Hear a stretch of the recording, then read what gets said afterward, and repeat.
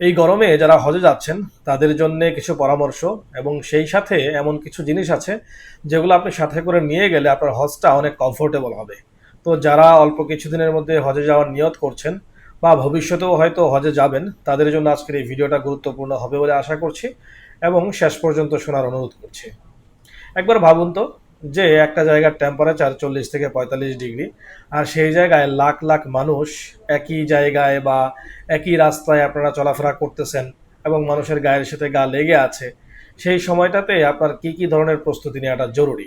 প্রত্যেক বছর শুধুমাত্র গরমের কারণে হাজার হাজার হাজি সাহেবান অসুস্থ হয়ে পড়েন এবং দেখা যায় যে বিভিন্ন ধরনের প্রবলেমের মধ্যে তারা পড়েন, যার কারণে তারা তাদের আমলগুলা প্রপারলি করতে পারেন না।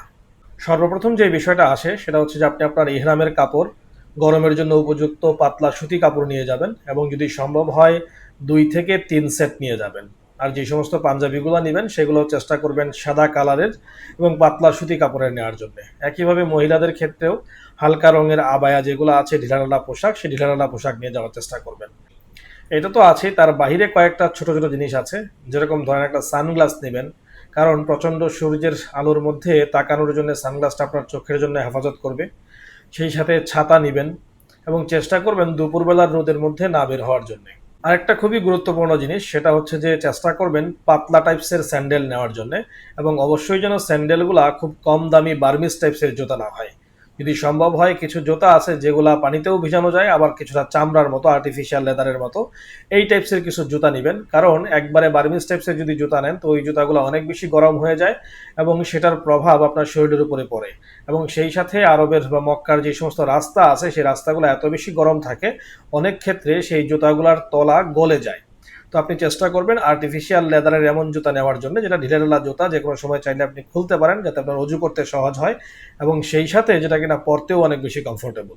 পরবর্তীতে যদি বলি যে আপনি খুব ভালো মানের একটা পানির বোতল নেবেন। অনেক সময় আমরা চিন্তা করি যে আমাদের যে প্লাস্টিকের ওয়ান টাইম পানির বোতল আছে সেই পানির বোতলগুলাই ব্যবহার করা যাবে। যদি আমাকে বলেন তো বলবো যে না, এই টাইপসের পানির বোতল না, বরং একটু ভালো ম্যাটেরিয়ালসের, যেটা কিনা ফুড গ্রেডেড ম্যাটেরিয়ালস দিয়ে তৈরি অথবা কাচের, এরকম কোনো একটা পানির বোতল নেবেন যেটাতে পানিটা একদিকে হচ্ছে ঠান্ডা থাকবে এবং সেই সাথে অনেক বেশি তাপের কারণে পানির যে কোয়ালিটি নষ্ট হয়ে যাওয়ার যে ইস্যু সেটা হবে না। এরকম সাইজের একটা পানির বোতল বা স্টিলের পানির বোতল আপনার সাথে করে নিতে পারেন। অনেক বেশি খাবার, স্যালাইন, ইলেকট্রোলাইট পাউডার এগুলোও সাথে রাখবেন এবং চেষ্টা করবেন তৃষ্ণার্ত হওয়ার আগেই সেগুলাকে খাওয়ার জন্য।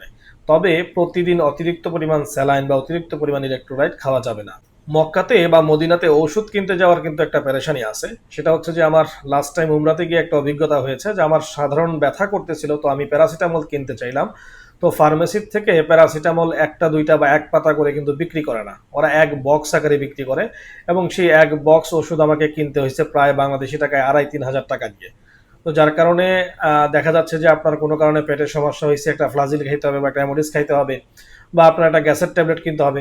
তো মক্কাতে বা মদিনাতে কোনো ওষুধই এক পাতা করে বা অল্প করে বিক্রি করে না, এক বক্স আকারে বিক্রি করে। তো আমরা যারা বয়স্ক মানুষ যাব তাদের জন্য যে সমস্ত প্রয়োজনীয় ওষুধ আছে সেই ওষুধগুলা যতটুকু পরিমাণ আপনার লাগতে পারে সেফটি অনুসারে সেই ওষুধ আপনি সাথে করে নিয়ে যেতে পারেন। এতে একদিকে যেরকম আপনার খরচের সাশ্রয় হবে, অন্যদিকে আপনি জরুরি মুহূর্তে আপনার নিজের স্টক থেকেই ওষুধটাকে ব্যবহার করতে পারবেন। আবার কিছু কিছু ক্ষেত্রে দেখা যায় যে প্রেসক্রিপশন ছাড়া ওষুধ দিতে চায় না, তো সেই সমস্যা থেকেও কিন্তু আপনি মুক্তি পাবেন।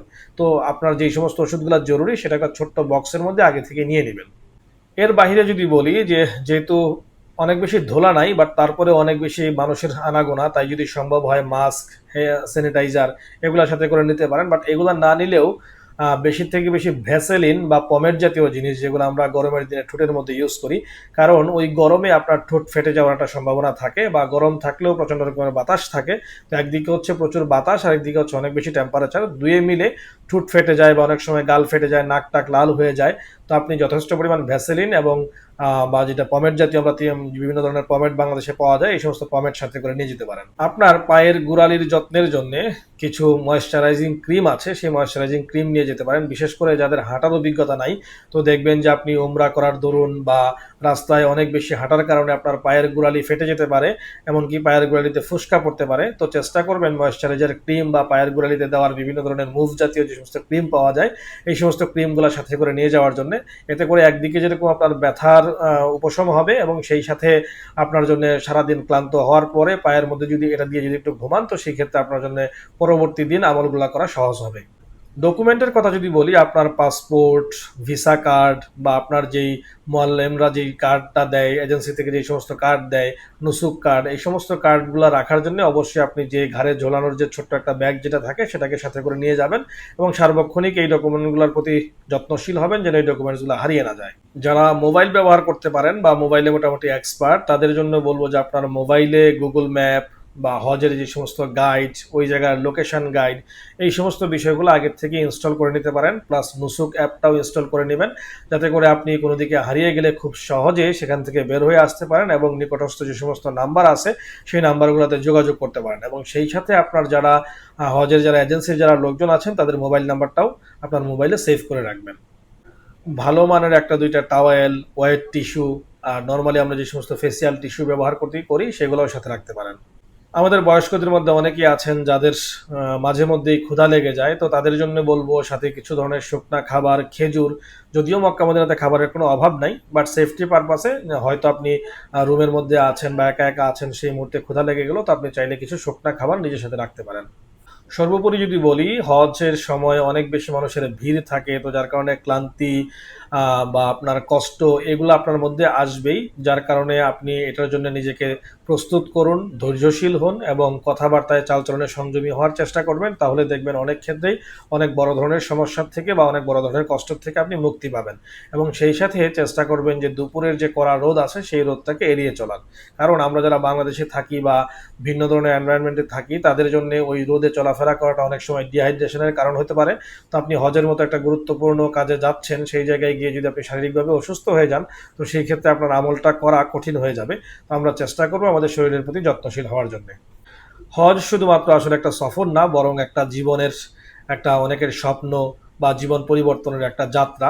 তো আমরা আগে থেকেই যদি শারীরিকভাবে, মানসিকভাবে এবং সর্বোপরি যে সমস্ত জিনিস লাগে সমস্ত কিছু দিয়ে যদি নিজেকে প্রস্তুত করে না যাই, আর শেষ পর্যন্ত সেই হজে গিয়ে ভালোভাবে সমস্ত আমলগুলা করতে না পারি, তাহলে আসলে আমাদের একটা অনেক বড় ক্ষতি হয়ে যাওয়ার সম্ভাবনা।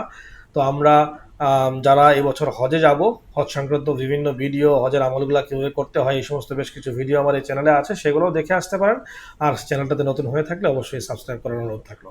আসসালামু আলাইকুম রহমতুল্লাহি ওয়া বারাকাতুহু।